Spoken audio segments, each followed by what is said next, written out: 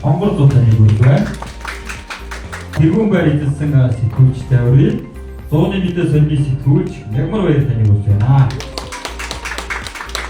За таны албан чөлөөлөх шийдэл хүнүү бүтээл бас тэргүүн байр эзэлж байгаа байна. Энэ баяр үргэлж жил болгон бид нар бол сэдв сонгож аваад явж байгаа. Тэгээ эхний жил 2 дахь жил ирсэн бүтээлүүдээс одоо зөв санаж авал хамгийн олон бүтээл ирсэн жил энэ жил болж байна. Тэгээ мэрэгжлийн шүүмж, мэрэгжлийн санал энэ үндсэн шалгуурыг үндэслээд энэ дагуу бас манай мэрэгжлийн шүүгчид шүүсэн байгаа. Хүнийх ба хүндээ ээлтэй хот сэтгүүл зүүн сайн бүтээлийн уралдааны гол зорилго бол хотын хөгжлийг зөвхөн барилга, дэд бүтцээр бас харин хүний эрх иргэдийн амьдралын чанараар хэмжих ёстойг сануулах явдал байсан. Энэ бол зөвхөн мэдээ, нийтлэл, бичвэр төдий биш, харин иргэдийн амьдралын бодит дүр зураг, хүний эрхийн зөрчлийн бодит нотолгоо байлаа.